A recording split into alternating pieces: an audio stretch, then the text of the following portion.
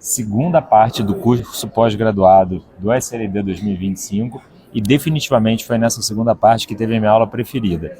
Foi a aula da Shira, uma nutricionista de Israel, falando sobre alimentação e MSLD.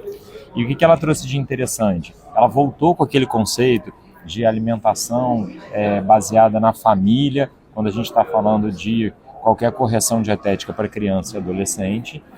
E ela trouxe uma discussão muito legal, que era se o ovo é bom ou ruim para o fígado. Parece que a gente está voltando 30 anos atrás falando nisso, mas o que ela trouxe de interessante? Então, todo mundo está usando muito ovo como fonte proteica, né? Uma fonte acessível e todo mundo sabe que é rico em proteína, mas tem a preocupação com o colesterol. O que ela falou é que o ovo é considerado como uma superfood.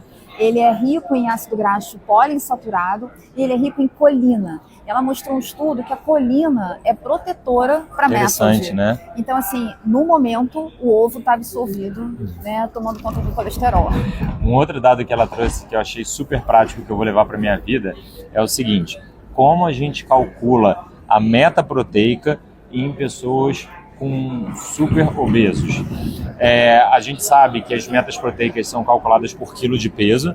Então, Isso. Por exemplo, uma pessoa normal pode ter uma meta de consumo diário de proteína de 1 grama por quilo. Uma pessoa que está numa restrição calórica, 1,2, ou alguém que tem a sarcopenia, 1,2 gramas por quilo.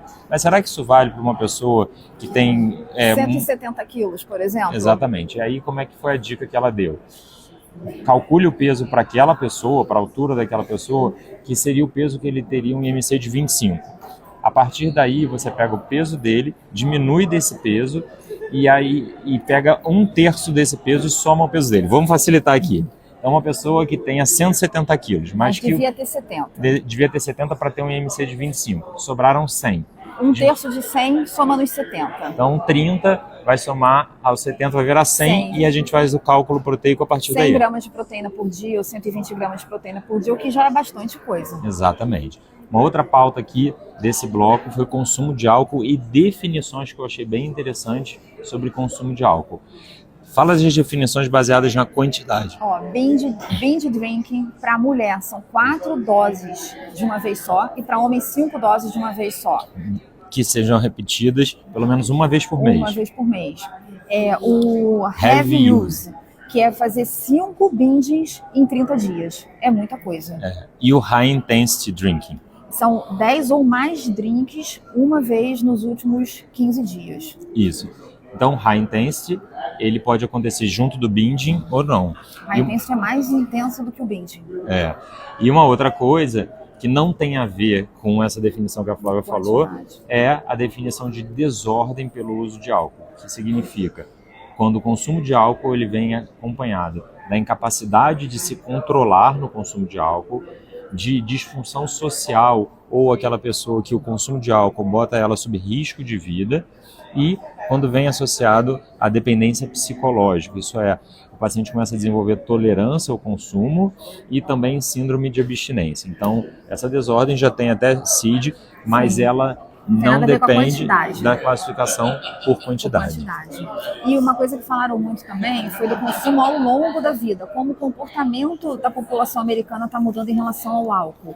Nos adolescentes, né, aqueles até 17 anos, está diminuindo no geral, mas está aumentando nas meninas. As meninas entre 12 e 17 anos estão consumindo mais álcool do que consumiam antes.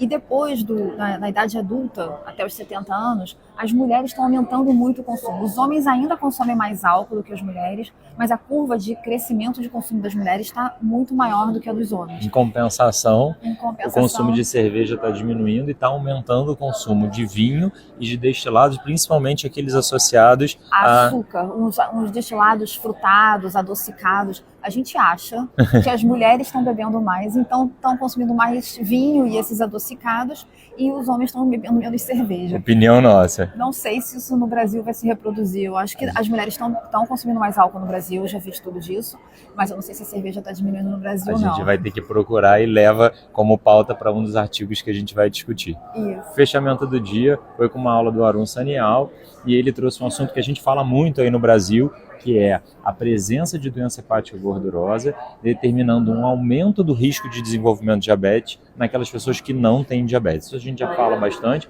mas uma pauta que ele trouxe que a gente não fala, um assunto negligenciado, que é a doença hepática gordurosa nas gestantes. Então, o que ele trouxe?